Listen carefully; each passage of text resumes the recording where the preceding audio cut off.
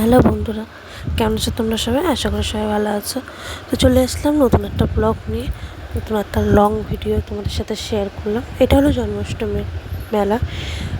তো এটা দিতে অনেক লেট হয়ে গেছে, কারণ ভিডিওটা অনেকদিন এডিট করা ছিল।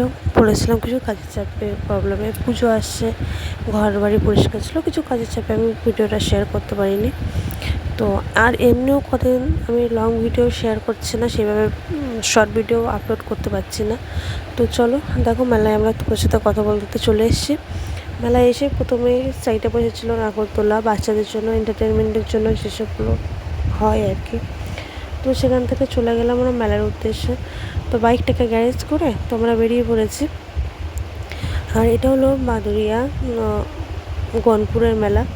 তো দেখো আশেপাশে অনেক দোকান বসেছে, পাপড়ি চাট, পুরো জিলিপি ভাজছে, কেউ বাদাম দোকান, ঘুগনির দোকান, নানান রকম দোকান বসেছে। তো এখানে ছিল রাম মন্দির আর দীঘার জগন্নাথ মন্দির, দুটোই একটা ডেকোরেশন করে রাখা হয়েছিল। তারপরে আশেপাশের ডেকোরেশনটা ঠিক এমন ছিল, চুল লাইট দিয়ে। আর এই যে মাঝখানে ছিল একটা শিব ঠাকুর, যার মোটর দিয়ে জল দিয়ে ফোয়ারা মতো করেছিল। আগে না ছোটোবেলায় জন্মাষ্টমী মেলা দেখতে আসতাম, তবে হয়তো এমন দোকানপাট বসতো না, কিন্তু তবে একটা ইন্টারেস্টিং ছিল। এখানে একটা শো হতো, ওই শোটা দেখার জন্য অনেক প্রচুর মানুষের ভিড় হতো। এখন হয়তো ভিড় হয়, তবে খুব একটা ভিড় হয় না। তো চলো তোমাদেরকে ডেকোরেশন দেখা। প্রথমে এই যে ছাতা মতো লাইট আছে, তারপর তো রাধাকৃষ্ণের মন্দির, প্রথমেই মন্দির না সরি রাধাকৃষ্ণের মূর্তি। তারপরে আছে বিভিন্ন শ্রীকৃষ্ণের জন্মতিথি উপলক্ষে যা যা হয় আর কি। এখন অনেক কিছু নতুন নতুন চেঞ্জ হয়েছে, যেমন এই যে একটা হয়েছে, এর পিছনে যেটা সাপ ছিল সেই সাপটা নেই।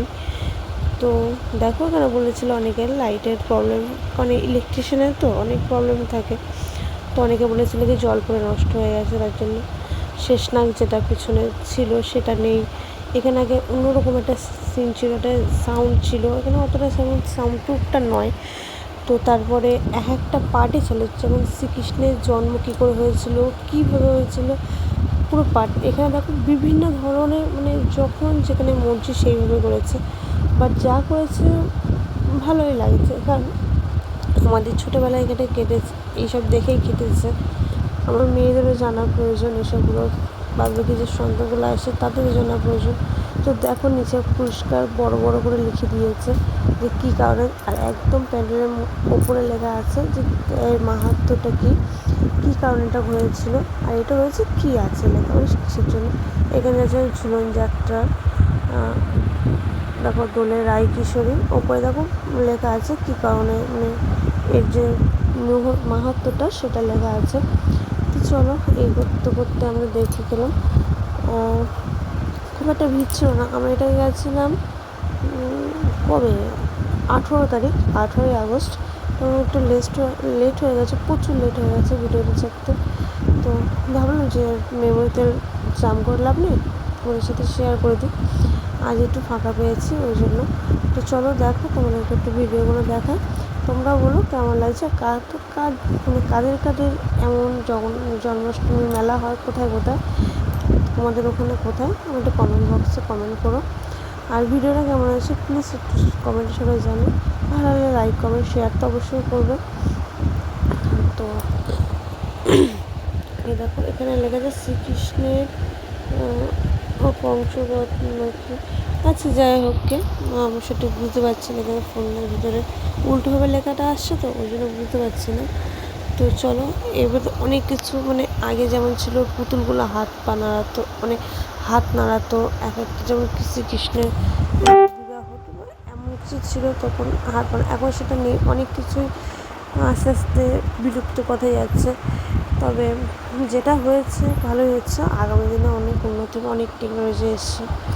তো চলো এই যে দেখো অনেক কিছু, রাধার মৃত্যু কী করে হয়েছিল, রাধা কৃষ্ণ বলে শ্রীকৃষ্ণ লাস্ট কবে কেঁদেছিল, রাধার মৃত্যুতে।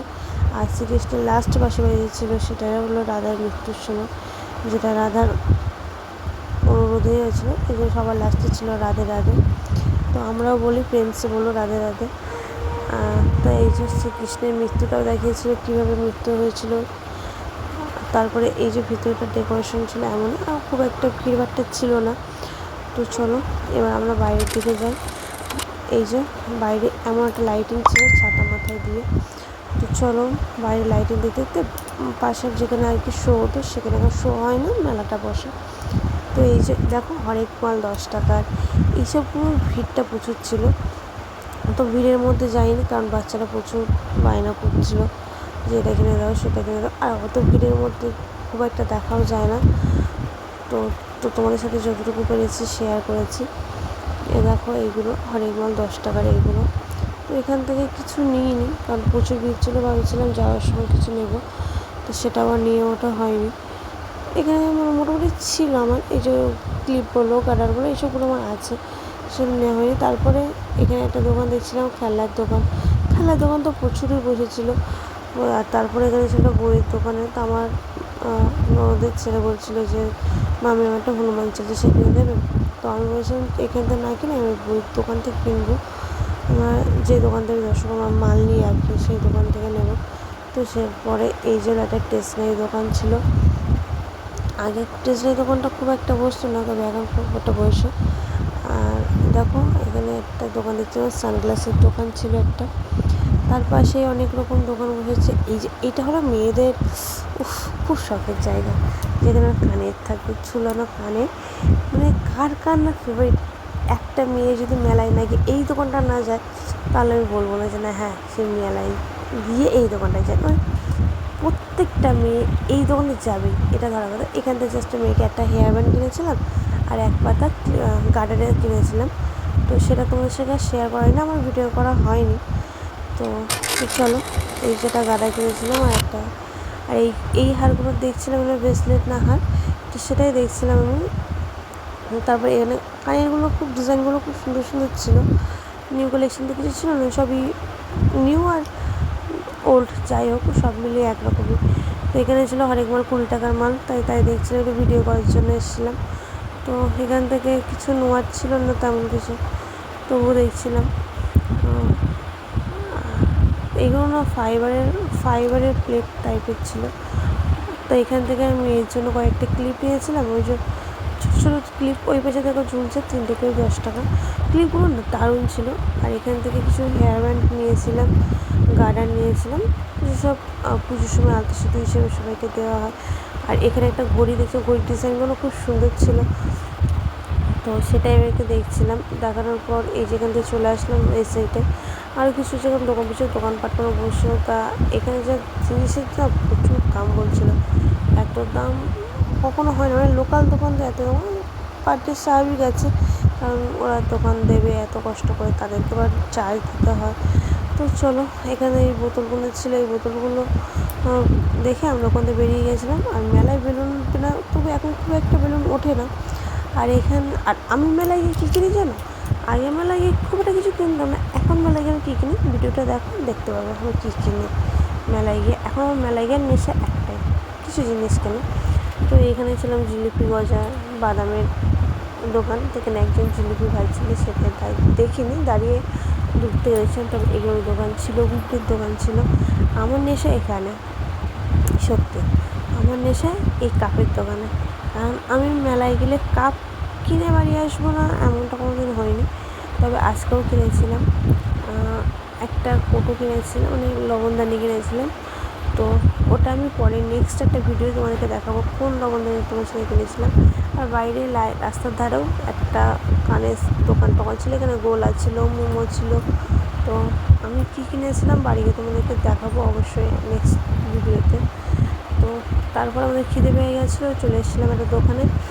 এখানে ছিল চাউমিন দোকান। আর এই আশেপাশে দেয়ালগুলো না, যে লোকটা আর কি চাউমিনের দোকানটা, সেই দাদাটা নিজে হাতে পেন্টিং করা, উনি কিন্তু আঁকা শেখেনি, তবুও শুনেছি নাকি আঁকা, তো সেগুলো দেখছিলাম বসে বসে। আর খাবার অর্ডার দোকানে প্রচুর ভিড় ছিল। তো আমাদের চাউমিনটা এসে গেছে, দেখো এই যে চাউমিন নিয়েছি, কত করে নিয়েছিলাম আমার না সঠিক মনে নেই, এই যে দামটা বলতে পারলাম না। তারপর হচ্ছে গিয়েছিলাম ভুট্টার দোকানে। ভুট্টা না খেলে হয় বলো? আর এই ভাদ্র মাসে, মানে শ্রাবণ মাসে ভাদ্র মাসে সময় তো ভুট্টাটা পাওয়া যায় বেশি। তো এই যে ভুট্টা খেয়ে আমরা চলে গেছিলাম বাড়িতে, না বাড়িতে নয় একটা দোকানে যাব। পরের দিন ছিল আমাদের মিঠাই রানীর ষষ্ঠী পুজো, তো তার জন্যই কিছু কেনাকাটার দরকার ছিল। কিছু এই যে ওই জন্য একটা হার নিয়ে যাবো বলে এসেছিলাম, আর দিদিভাইও চলে এসেছিলো। তো আর এই হারটা আমার খুব পছন্দ হয়েছিলো, তাদের ডিজাইনটা। তো তারপর দিদিভাই চলে একটা আঙুর দেখছিলাম, এই আঙুরটা পছন্দ হয়েছে খুব। তো এটা হলো বাদুরিয়ার একটা দোকান। তারপর আমরা বাড়ি চলে আসলাম। তো আমার ভিডিওটা কে কোথা থেকে দেখছো তো প্লিজ লাইক করো, শেয়ার করো, ভালো লাগলে অবশ্যই কমেন্টে জানিয়ে যাও। আজকের ভিডিওটা এই পর্যন্তই। সবাই ভালো থাকো, সুস্থ থাকো, শুভরাত্রি।